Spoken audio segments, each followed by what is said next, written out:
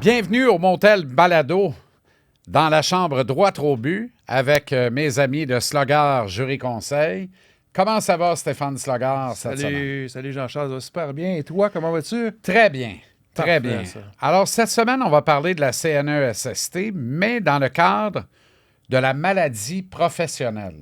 Oui, Une maladie professionnelle refusée, évidemment. Donc, comment comprendre, comment réagir et surtout, comment ne pas abandonner. absolument, parce que la maladie professionnelle, c'est vraiment quelque chose de différent et c'est traité d'une façon particulière quand même à la CNSST. Donc, on va regarder ça aujourd'hui. Fait que c'est pas biomoteur, là. On parle d'une maladie psychologique, là, d'une dépression, d'un Pas burn-out. nécessairement. Pas Non, nécessairement. c'est ça qui OK. est intéressant, c'est qu'au niveau de la maladie professionnelle, c'est de tout type. Puis on va le voir un peu plus tard, il y a des maladies qui sont listées dans un annexe et il y en a d'autres qui ne le sont pas. Et ça fait quelque chose de différent. Alors, ce que je comprends dans les messages clés, c'est que c'est plus difficile à faire reconnaître qu'un accident de travail. C'est donc jugé être différent d'un accident de travail pur et simple. Mais il y a quand même des milliers de travailleurs qui, chaque année, vont contracter ou développer une maladie professionnelle. Il y a également des erreurs fréquentes, donc il faut être très, très, très vigilant parce que penser qu'être malade, ça suffit, c'est une erreur, alors que la CNESST exige, comme dans tous les dossiers d'ailleurs, des preuves claires et réfutables du lien avec le travail. Exact. Et puis évidemment, les solutions, donc la posture, comprendre les règles, documenter intelligemment le dossier, agir surtout rapidement en cas de refus, parce que très souvent, un refus arrive, mais encore une fois, c'est important de le préciser. Et s'il y a une chose à retenir de cette série au Montel Balado, c'est que le refus n'est pas une fin en soi, c'est le début d'un combat important à mener. Effectivement, c'est qu'il faut toujours se rappeler, la CNSST, c'est une compagnie d'assurance financée par les employeurs. Les travailleurs et travailleuses sont protégés, contrairement à un accident de travail où c'est un événement qui arrive de façon imprévue et soudain. Il y a une date, il y a une heure, il y a un événement, il y a beaucoup de choses. Quand on parle de maladie professionnelle, c'est pas un moment précis, c'est l'accumulation de plusieurs choses qui font en sorte qu'il y a une maladie professionnelle qui se développe. Et puis, comme je parlais tantôt, la question de l'annexe, c'est qu'il y a certaines maladies qui sont listées dans un annexe. Donc, par définition, quand tu présentes cette maladie-là, il y a déjà eu des vérifications de faits, il y a déjà eu des diagnostics de posés, il y a déjà eu de façon antérieure avec d'autres travailleurs. Donc, c'est reconnu déjà un peu. Si toi, de ton côté, tu as les circonstances qui vont avec cette maladie-là qui est déjà sur l'annexe, ben, tu as ce qu'on appelle la présomption. C'est-à-dire, tu as comme, en langage populaire, on pourrait dire le bénéfice du doute. On rappelle que ce balado vise à informer et à vulgariser des notions générales, ne constitue pas au sens légal du terme un avis juridique, pas Exact. plus qu'il ne remplace une consultation personnalisée avec un avocat. Chaque situation est différente, la vôtre comme celle de tout autre autour de vous. Pour obtenir un conseil adapté à votre situation, on vous invite à consulter un avocat. Stéphane Slogar, qui n'en est pas un, connaît les meilleurs et il travaille avec eux de concert pour trouver les meilleures solutions, les meilleures stratégies pour vous sortir du mauvais œil, du vent mauvais, du mauvais pas dans lequel vous vous retrouvez. À vous chicaner, vous coltailler, c'est l'impression que vous allez avoir avec les différentes institutions, mais vous n'êtes pas seul. Quand vous êtes accompagné de Slogar Jury Conseil, le combat se mène autrement, différemment et souvent beaucoup mieux. Absolument, absolument. Puis si je peux me permettre, ben c'est que votre situation, elle est complexe, mérite de s'y attarder, que ce soit le légal, le médical, l'administratif. Il faut vraiment prendre le temps de regarder tout ça pour savoir où on s'en va. On va en parler un petit peu plus tard. Alors, Stéphane, cas type. Tu développes une maladie à cause de ton travail, tu fais une réclamation, la CNESST refuse. Comment ça peut être possible? Bien, première des choses, si c'est une maladie et que tu es au travail, est-ce que cette maladie-là découle de ton travail? Il doit avoir un lien avec le travail. Et puis, ce que j'aime prendre comme exemple, c'est les maladies pulmonaires. Quelqu'un peut travailler dans une entreprise qui n'a jamais eu de cas de maladie pulmonaire. La compagnie, pour quelques raisons, achète un nouveau produit, puis le travailleur ou la travailleuse inhale le produit et ça crée quelque chose. Mais avant de savoir que la maladie pulmonaire est directement reliée au travail et que c'est vraiment ce nouveau produit-là qui a créé ça, il faut vraiment faire des vérifications. Donc, c'est possible qu'il arrive une maladie au travail, mais est-ce que c'est une maladie personnelle ou une maladie professionnelle liée à l'exercice du travail? C'est là qu'est tout le débat. Puis c'est pour ça que c'est important, quand c'est une maladie qui apparaît à l'annexe de la loi, ben ça fait un peu le chemin court là, pour dire, ben oui, c'est documenté, c'est déjà arrivé et tout ça. On peut prendre l'exemple du bruit, par exemple. Un milieu qui est bruyant, qui a déjà eu par le passé des gens qui ont eu des problèmes de surdité professionnelle et qui, en plus, est documenté dans la loi et l'annexe. Là, toi, tu arrives avec une réclamation comme ça, il y a déjà un chemin parcouru, donc tu as une présomption, tu as plus de chances que ce soit accepté. Est-ce que c'est quand même fréquent, les maladies professionnelles? Oui, pas autant que les accidents de travail. Les accidents de travail, on parle d'environ 125 000 réclamations par année acceptées, refusées. Oui, c'est énorme. Seulement au Québec pour une année donnée. En ce qui concerne les maladies professionnelles, on parle d'environ de 10 000. Donc, pour des maladies, c'est quand même pas mal. C'est quand même quelque chose d'important, non négligeable.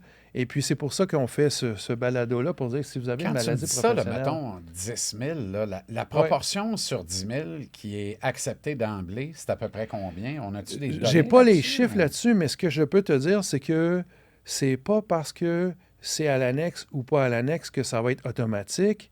Et puis, souvent, surtout pour les maladies qui ne sont pas à l'annexe de la loi, ça va prendre un certain temps. Il peut y avoir un refus au début. Après ça, ça va en révision administrative. Puis là, ça va être documenté. Ah, ben voici le travail que j'ai fait. Voici combien de temps j'ai fait ce travail-là. Voici le produit en question ou le geste en question que j'ai fait, parce qu'il peut y avoir des maladies professionnelles répétitives, là, quelqu'un qui fait toujours le même mouvement, une fréquence régulière à chaque jour depuis 10 ans. Ben ça se peut que, exemple, au niveau du coude, ça cause des problèmes. Donc, ça va être documenté. Plusieurs dossiers acceptés donc, mais beaucoup de refus d'emblée au départ. Oui. Autrement dit, c'est plus complexe que des accidents de travail. Là, on est dans une zone un peu plus ombrageuse. Ce qu'il faut se rappeler, puis c'est sur ça que j'insiste, on en a parlé un peu dans un podcast précédent, quand il y a un événement imprévu et soudain par le fait à l'occasion du travail, puis je faisais ce mouvement-là, c'était mardi, il était 9h15, j'ai levé quelque chose, j'ai senti ça à mon dos, je suis allé voir le médecin, c'est clair, c'est plus clair, c'est plus... Pas automatique, mais c'est plus simple. Les données sont claires. Les données sont claires. Okay. Les données sont claires. Donc, et la maladie professionnelle, qu'elle soit due à quelque chose de répétitif ou à du bruit ou à des produits inhalés, c'est toujours sur un certain temps. Puis on sait que, ben, comme humain, on peut avoir, exemple, une maladie auditive, mais que ce n'est pas lié au travail.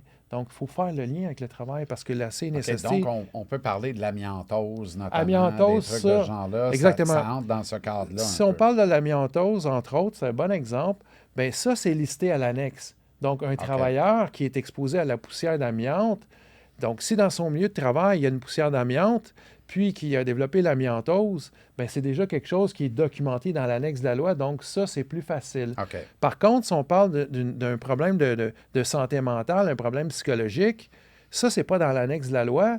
Puis, est-ce que le problème psychologique découle d'événements plus personnels ou plus professionnels? Et l'humain étant fait comme il est, c'est difficile de départager. Ben à tant de pourcents, c'est personnel, puis à tant de pourcents, c'est professionnel. Donc ça, c'est pour ça que c'est très, très important que si on a une maladie psychologique et qu'on allègue que c'est au travail, mais il faut le documenter. Il est arrivé ceci pendant tant de temps, c'est lié à cela, et puis voir un médecin, avoir le rapport médical et tout ça. Et il y a beaucoup de zones grises. Donc, on sait, c'est une compagnie d'assurance, la CNSST, et quand il y a une zone grise, c'est jamais très favorable à l'acceptation d'une réclamation. Donc, il faut essayer d'éliminer ces zones grises-là. Qu'est-ce que c'est une maladie professionnelle? C'est vraiment survenu au travail. C'est une maladie, c'est survenu au travail par le fait ou à l'occasion du travail ou directement exposé à quelque chose au travail et on est capable de le documenter.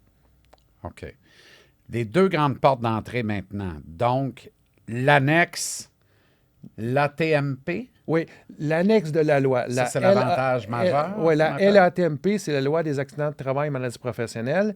Dans cette loi-là, il y a une annexe des diagnostics acceptés en maladies professionnelles. Notamment l'amiantose. Exemple, amiantose, OK. c'est un bon exemple. Et puis, on peut parler aussi, il y a certaines tendinites là, qui peuvent être reliées aussi au niveau de l'annexe. Qui sont Donc, dans cette liste-là aussi. ben, il y en a, OK. ouais, il y en a certaines, ouais. OK. Donc, tu es exposé au bon risque. Est-ce que la loi te donne une présomption quand Oui, même? quand c'est l'annexe, ça donne une présomption. Quand c'est hors annexe, ça ne te la donne pas. La question de la OK. présomption, c'est comme, moi j'aime dire, en langage populaire, c'est le bénéfice du doute. Donc, l'amiantose, c'est le meilleur exemple. L'amiantose, il y a eu plusieurs cas d'amiantose au Québec à travers les années.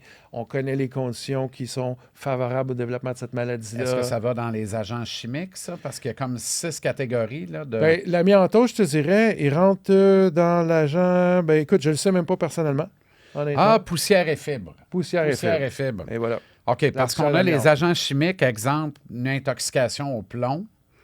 On a les agents physiques, dont le bruit. Oui. Qui peut développer une surdité professionnelle. On a les agents biologiques, donc hépatite en milieu de soins. On a la poussière et les fibres, donc l'amiante, l'asbestose, ça, j'en reviens pas. C'est la première fois que j'entends ça. Non, mais asbestos, c'était... Ben oui, exact. C'est là. Exact. Fait qu'on a créé l'asbestose. Pour ça qu'ils ont changé de C'est nom. le pire des hommages à asbestos de l'histoire de l'humanité. C'est ça. rendu Val des Sources. C'est Ben l'asbestos camouflé. Ben oui. Contraintes mécaniques spécifiques, donc des tendinites reconnues, comme tu nous parlais tantôt, et des expositions spécifiques qui développent des cancers que l'on appelle des cancers professionnels, donc qui peuvent être liés à l'amiante. Oui. Puis pour simplifier tout ça, surtout, moi, je pense aux gens qui sont victimes d'une maladie professionnelle, retenez simplement que si la maladie est inscrite à l'annexe, il y a une présomption, ça va être plus facile, en guillemets, à faire accepter. Dirais-tu que tu pars avec une longueur d'avance? Oui, sur ça, oui. Oui, avec un diagnostic franc médical. Et puis, quand tu présentes ta réclamation à la CNSST et que ta maladie est listée dans l'annexe, oui, pour une fois, enfin, tu pars avec une longueur d'avance. Bon. L'inverse est aussi vrai, par contre. L'inverse, c'est ça. T'amènes ou t'entraînes dans un dossier un petit peu plus compliqué où tu vas devoir vraiment faire tes devoirs, peut-être davantage. Puis il y a plusieurs dossiers qui sont dans cette réalité-là. Et dans ce cas-là, il n'y a rien qui est automatique et tout repose sur la preuve. Fait qu'on a encore 6 grandes catégories jugées être à l'extérieur de l'annexe. Oui, exactement. Puis on en parlait un peu plus tôt, les troubles psychologiques en sont un. Les troubles musculo-squelettiques, ça, c'est quelque chose qui est difficile à prouver. Les troubles respiratoires, l'exposition à la substance et au mélange non listé, puis l'infection liée au travail. Il m'en manque un, l'aggravation d'une condition préexistante. Quand même. Oui, quand même. Mais là, l'aggravation d'une condition préexistante... on n'aurait pas traité ça, nous autres, dans un podcast antérieur. T'as tout un combat là, non? Oui. Les rechutes, récidives, aggravation qu'on a parlé. Donc ici, on est sur la question de l'aggravation. Pour ça, ce qui est important de savoir, c'est vous avez une maladie professionnelle, qu'elle soit listée à l'annexe ou pas, allez voir votre médecin, demandez un rapport médical initial avec un diagnostic franc, expliquez comme il faut votre milieu de travail, qu'est-ce qui se passe, pourquoi vous pensez que c'est une maladie professionnelle, documentez à la base avant de présenter votre réclamation. Moi, tu sais, aujourd'hui, nous autres, dans le cadre du podcast, on s'est préparé puis on est allé chercher beaucoup d'informations, l'annexe, le nombre de catégories, tout ça. Mais vous êtes une personne qui est victime d'une maladie professionnelle. On garde ça simple. Préparez-vous, documentez votre dossier et ça commence par la visite chez le médecin. Vous ne pouvez pas dire, j'ai quelque chose, j'ai pas le temps, j'y vais pas, j'attends le médecin, il n'est pas là, et déclarer tout ça comme ça, sans être sérieux. Prenez le temps d'expliquer votre situation clairement au médecin, même s'il est pressé. Assurez-vous de quitter avec un rapport médical CNSST et quand vous allez écrire à la CNSST, décrivez bien les circonstances qui font que vous pensez que c'est une maladie professionnelle. Et puis, si vous avez un doute, avant de faire ça, venez nous voir chez Slugard Jury Conseil. On va faire l'étude de l'analyse de votre dossier. On va vous conseiller. Puis, on pourra même vous aider à faire cette réclamation-là. Fait que quand tu n'es pas dans la liste, tu dois prouver ton dossier. Quand tu es hors annexe, c'est pas fini, mais c'est jamais automatique. C'est bien important. Maintenant, donne-moi la différence entre un accident de travail et la maladie. Bien, l'accident de travail, c'est vraiment un événement imprévu et soudain. Les grandes différences, c'est l'accident de travail, ça arrive, boum, accident. La maladie professionnelle, c'est ça prend du temps, des mois, des années, À un moment donné, on se rend etc. compte que ça ne va pas. Oui. Puis là, on remonte la filière, Oui. puis on trouve la source. Puis souvent, on se demande, ben voyons, c'est-tu en faisant telle chose, en jouant au hockey, en travaillant sur mes choses à l'extérieur, ou c'est ma tâche au travail? Et c'est le même questionnement que se pose la CNSST, là. Si toi, tu te présentes une maladie professionnelle, puis qu'ils n'ont pas ça à l'annexe, ils te posent des questions, et tu es vague dans tes explications, ben, ils vont peut-être penser aussi que tu as fait ça au hockey ou tu as fait ça à tel autre endroit. Donc, en cas de doute, la compagnie d'assurance refuse. 5 erreurs fréquentes dont vous devez vous méfier. Pensez que le diagnostic va suffire.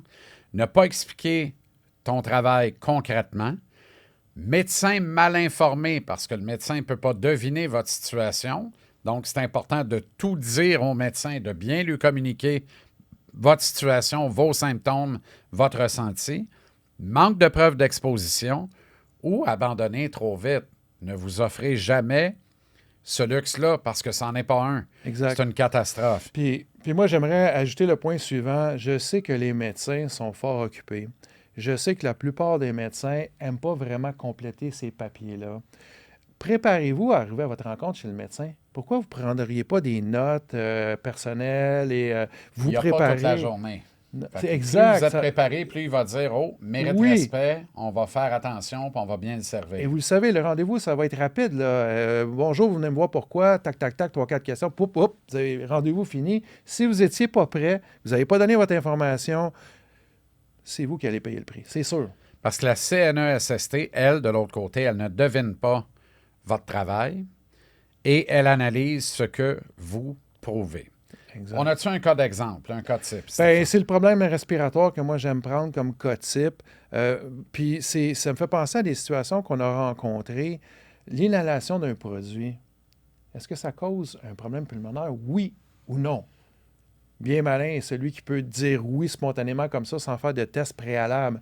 Donc, puis est-ce que ces produits-là ont été inhalés au travail ou à la maison en faisant des job-ins? C'est difficile. Donc, il faut vraiment être prêt, documenter ces choses. Puis vous-même, vous allez peut-être avoir cette maladie-là, puis ce ne sera peut-être même pas clair pour vous dans votre esprit que c'est arrivé au travail. S'il n'y a pas d'antécédent au travail, vous êtes le premier à manifester ça. Ça ne sera pas clair dans votre esprit non plus. Puis mettez-vous à la place de la personne à la CNSST qui étudie votre réclamation. Si ce n'est pas clair pour vous, pas clair pour le médecin, ça se peut que ça ne soit pas clair pour lui non plus. Je comprends, mais si tu as un diagnostic réel des symptômes présents, il faut faire la réclamation. Là, elle peut être refusée parce que c'est mal documenté, parce que les produits sont non identifiés. Oui, puis je vais donc donner un non exemple. listés. Je vais donner un exemple. Tu peux aller voir le médecin, il va te poser un diagnostic clair, mais tu n'as pas parlé qu'au travail, ce que tu faisais. Donc, est-ce que c'est une maladie pulmonaire professionnelle ou personnelle? Si tu as expliqué c'est quoi le produit, que c'est au travail, que ça fait 10 ans que tu fais ça, oh, on a des nouvelles informations là. Le dossier est donc potentiellement récupérable. Pour ça, il faut comprendre le refus, il faut documenter le travail, clarifier le lien médical encore une fois, respecter les délais, c'est toujours essentiel. C'est fondamental. Et ne pas rester seul là-dedans. Parce qu'une maladie professionnelle, ça ne peut pas se deviner. Exact. Ça doit se démontrer. Puis dans un cas comme ça, nous, chez Slugard Jury Conseil, qu'est-ce qu'on fait lors de l'étude, de l'analyse? On va vous poser des questions. Et des questions. Et des questions. On va le documenter.